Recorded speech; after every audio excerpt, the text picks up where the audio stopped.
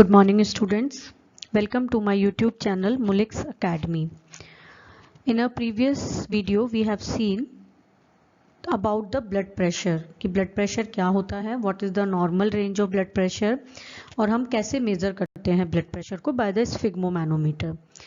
In this video we will discuss how blood pressure regulate in our body.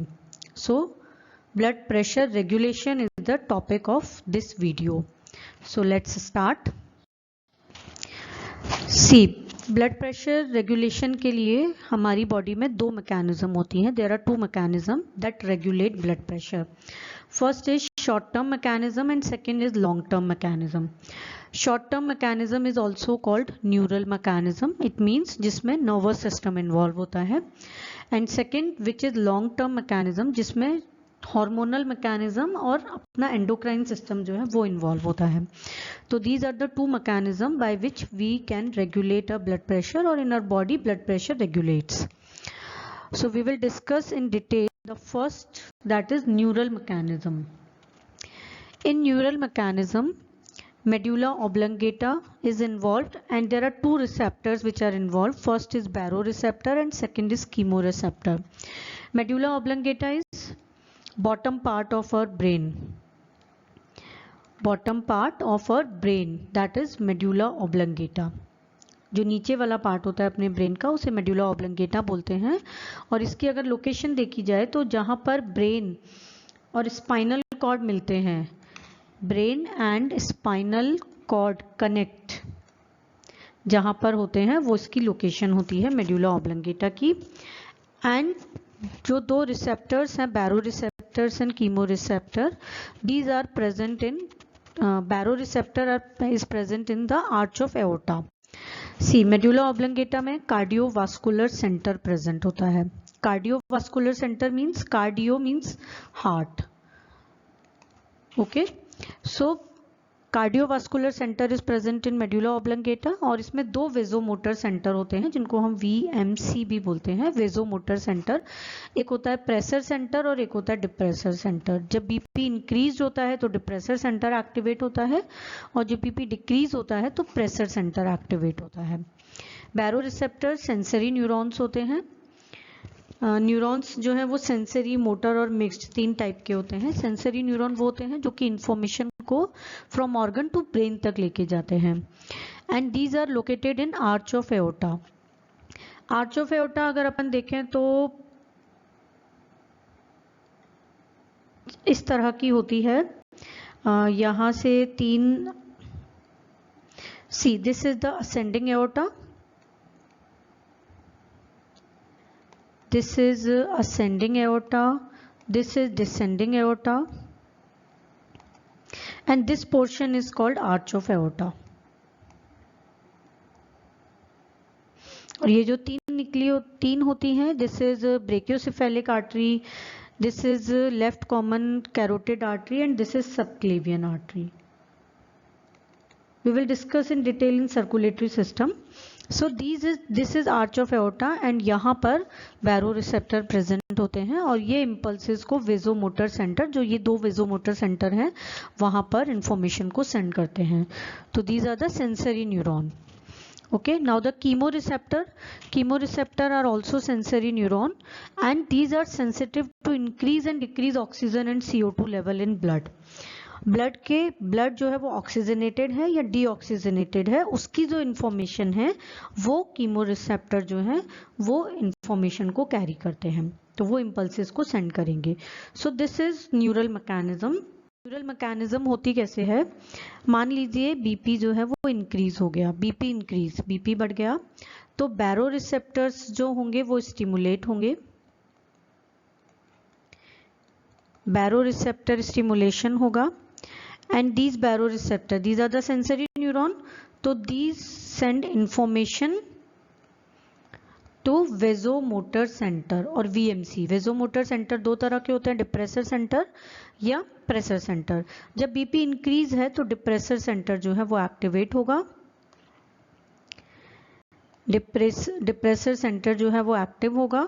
Depressor centre activate होगा तो this will cause vasodilation.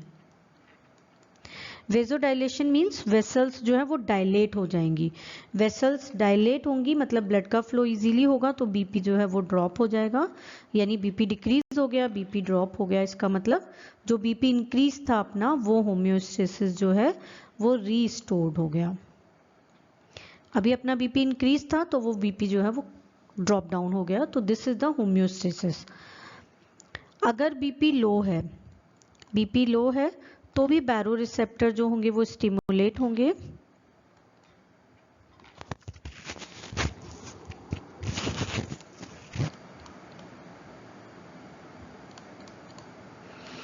फिर से send information to VMC और vasomotor centre.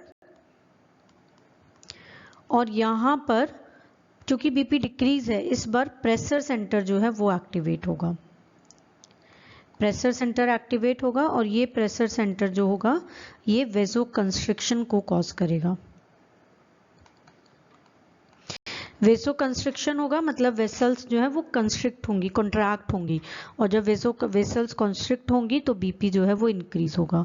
जो BP अपना लो हो रहा था अभी, वो बीपी क्या हो गया, इंक्रीज हो गया, तो homeostasis restored. So this is the short term mechanism and this is the neural mechanism. So baroreceptors are involved in this neural mechanism. Now we will discuss the hormonal mechanism और long term mechanism. Hormonal mechanism नाम से ही पता चल रहा है, यानी hormones involve होंगे। तो kidney and endocrine system, kidney secrete करेगी renin enzyme, renin enzyme is secreted by kidney, and angiotensin जो है एंजियोटेंसिनोजन की फॉर्म में लीवर से सीक्रेट होता है, और aldosterone is a hormone which is secreted by adrenal cortex and it increases the sodium reabsorption. Sodium के जो रीअब्जॉर्प्शन है उसको इंक्रीज करता है एल्डोस्टेरॉन हार्मोन। तो दिस मैकेनिज्म कैसे काम करेगी, तो ये देखिए, जैसे ही बीपी जो है वो ड्रॉप डाउन हुआ, बीपी कम होने पर क्या होगा, किडनी जो होगी, kidney will secrete renin enzyme and liver will secrete angiotensinogen. Angiotensinogen in presence of renin, it will convert to angiotensin first, and this angiotensin first in presence of ACE. ACE is what? ACE is angiotensin converting enzyme which is secreted by lungs. The full form of ACE is angiotensin converting enzyme, जो कि angiotensin को convert करेगा, angiotensin first को angiotensin second में। This angiotensin second will cause vasoconstriction, और वेजोकंस्ट्रिक्शन होगा तो BP जो है वो इंक्रीज होगा। तो जो यहाँ पे बीपी लो हो रहा था वो क्या होगा, होम्योस्टेसिस रिस्टोर्ड हो जाएगा। एक तो ये हुआ। बाकी जो एंजियोटेंसिन सेकेंड है, this will acts on adrenal gland, this will act on adrenal gland, adrenal gland will release aldosterone hormone, aldosterone hormone, ये जो एल्डोस्टेरॉन हार्मोन होगा ये एक्ट्स करेगा on the kidneys and stimulate करेगा रीएब्जॉर्प्शन ऑफ सॉल्ट और sodium chloride और sodium and water. और जब सोडियम और वाटर का रीएब्जॉर्प्शन होगा तो फ्लूइड जो है वो फ्लूइड वॉल्यूम जो है वो रीस्टोर होगा और बीपी जो है वो इंक्रीज हो जाएगा। सो जो बीपी लो हुआ था वो रेनिन एंजियोटेंसिन मैकेनिज्म के थ्रू बीपी जो है वो रीस्टोर हो गया, तो बीपी जो है वो इंक्रीज हो जाएगा। So by this mechanism BP can be restored. जैसे ही बीपी लो होगा किडनी जो है वो रेनिन एंजाइम सीक्रेट करेंगी। ये रेनिन लीवर से जो एंजियोटेंसिनोजन सीक्रेट होता है उसको एंजियोटेंसिन फर्स्ट में कन्वर्ट करेगा। Angiotensin first in the presence of angiotensin converting enzyme will convert it to angiotensin second. Angiotensin second will cause vasoconstriction and it also acts on adrenal gland which release aldosterone hormone. Aldosterone acts on kidney and stimulate reabsorption of salt and water, and by which BP can be restored. So this is the mechanism, hormonal mechanism by which BP can be regulated. These are the factors that influence BP. Cardiac output, peripheral vascular resistance, volume of circulating blood, viscosity of blood, rigidity of vessel wall. If these 5 factors will increase, then BP will be increased. Cardiac output is what? Cardiac output is amount of blood ejected from the left ventricle into the aorta. We all know lungs से जो blood है वो after purification कहाँ आता है? Left ventricle में। Left ventricle से aorta के थ्रू जो है वो फुल बॉडी को ब्लड सर्कुलेट होता है।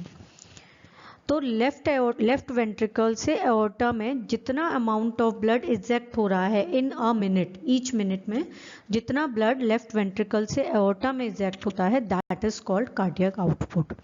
और अगर कार्डियक आउटपुट इंक्रीज होगा तो बीपी जो है वो भी इंक्रीज होगा। पेरिफेरल वेस्कुलर रेजिस्टेंस का मतलब जो अपनी वेसल्स है उनमें जितना ज़्यादा रेजिस्टेंस होगा उतना ज़्यादा बीपी इंक्रीज होगा, क्योंकि ब्लड को फ्लो होने में उतना ही ज़्यादा प्रॉब्लम होगा। अगर सर्कुलेटिंग ब्लड का वॉल्यूम इंक्रीज होगा तो भी बीपी इंक्रीज होगा। ब्लड की विस्कोसिटी अगर ज़्यादा होगी, ब्लड अगर विस्कस होगा तो भी बीपी इंक्रीज होगा। और वेसल वॉल अगर रिजिड होंगी, किसी भी कारण से रिजिड हो सकती हैं, कुछ अगर उनके ऊपर डिपॉजिट है तो भी रिजिडिटी बढ़ेगी। तो वेसल वॉल की रिजिडिटी जितनी ज़्यादा होगी उतना ज़्यादा बीपी इंक्रीज होगा। तो these are the factors that influence BP. So this is about the regulation of blood pressure. Thanks for watching. If you like the video, please like, share and subscribe. Thank you.